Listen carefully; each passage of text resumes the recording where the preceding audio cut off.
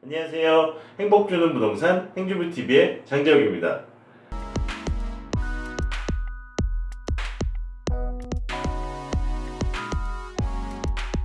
이번 시간에는 이제 청약에 대한 열기가 뜨거워지고 있습니다. 개설 통장이 역대급으로 발행이 되었다고 하고요. 그렇다면 이제 분양가 상한제는 나왔는데 이런 청약에 대한 관심이 많으신 분들 많기 때문에 이번 시간에는 준비해 보았습니다. 이번 주 행주부 주제는 유튜브 자료 한번 준비해 봤는데요. 작년 자료입니다. 2018년 10월 11일 자료입니다. 무주택자 실수요 우선 공급에 대한 개선 조치에 대한 내용인데요. 7가지 내용이 이제 올해부터 변경이 되었다고 보시면 좋을 것 같습니다. 일단 내용들 알아봐야지 이제 공략법을 알 수 있기 때문에 내용 보시면 분양권 등 소유자는 무주택자에서 이제 제외하기로 했습니다.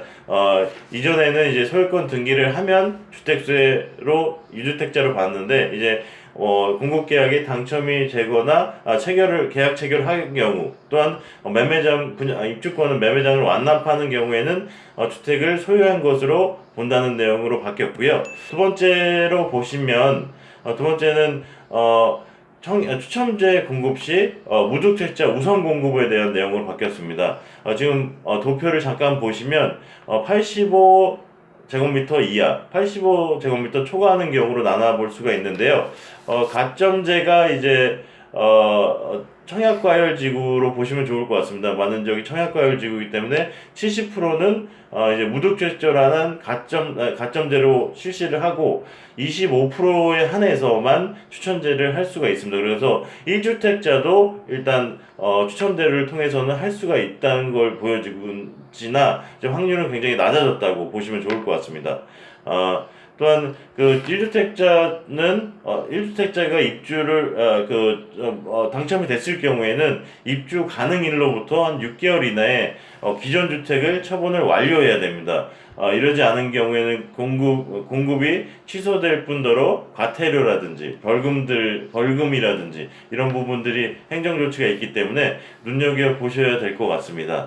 세 번째, 사전 공급 신청 접수가 허용이 되었습니다. 허용이 될 것으로 하는데 아직 현재까지는 미실시된 내용이긴 한데 올해부터는 청약 시스템을 통해서 사전 공급에 따라서 접수가 가능할 것으로 보입니다. 그렇기 때문에 좀 불편사항이 해소되는 반경 간소화됐기 때문에 청약 열기는 계속적으로 높아질 것으로 보이고요.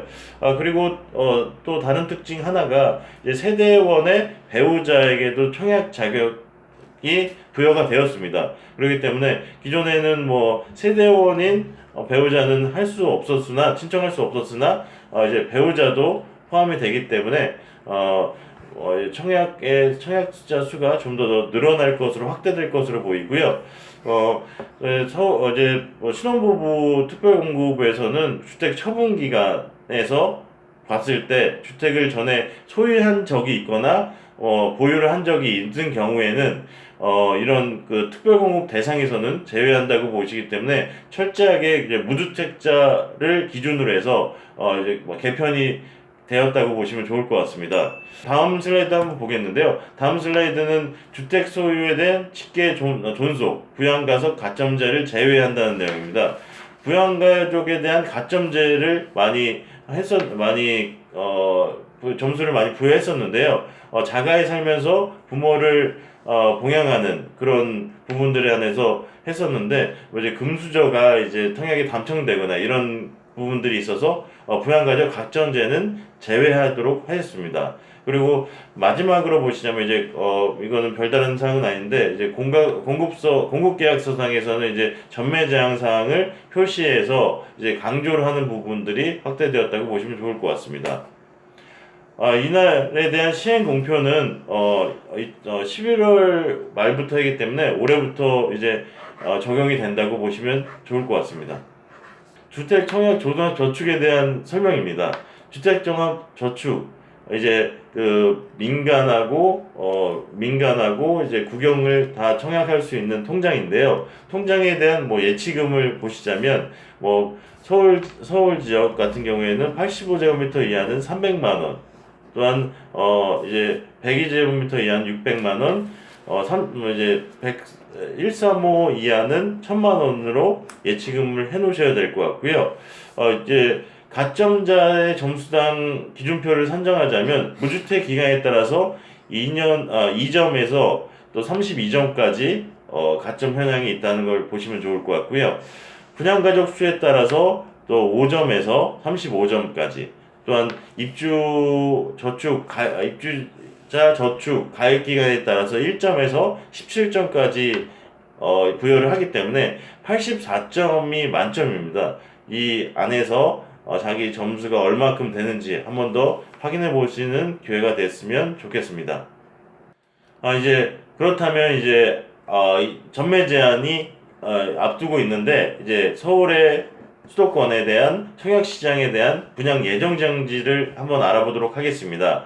2019년 하반기 수도권 주요 분양 단지인데요. 이제 9월 달에는 이제 분양가 상한제를 좀 9월 달에 나온다면 피하게 될 것 같은데요. 흑석 3구역에 자이를 시행사로 해서 재개발이 될 것으로 그 분양이 될 것으로 보여지고요. 10월 달에도 뭐 위례라든지 뭐 11월 있고, 또 분양가가 시행하는 적용되는 11월 같은 경우에는 과천이라든지 방배, 또한 이촌 용산권이죠. 이촌이라든지 대치 마을 정도가 있는데요. 이런 부분들 앞으로의 공략할 대상들 한번 확인해 보는 시간 가져봤으면 좋을 것 같습니다. 마지막으로 이제 청약 공략법에 대해서 한번 알아보도록 하겠습니다. 이제 분양가 상한제로 해서 기존 분양가의 20%에서 30%가 낮은 분양가의 아파트들이 공급이 됩니다. 그렇다면 이제 청약 통장을 다 준비를 해 놓으셨을 것 같습니다. 청약 통장을 이제 활용을 해야 될 것 같은데요. 이제 어떤 방식으로 활용을 해야 될지 행주부는 이렇게 생각합니다.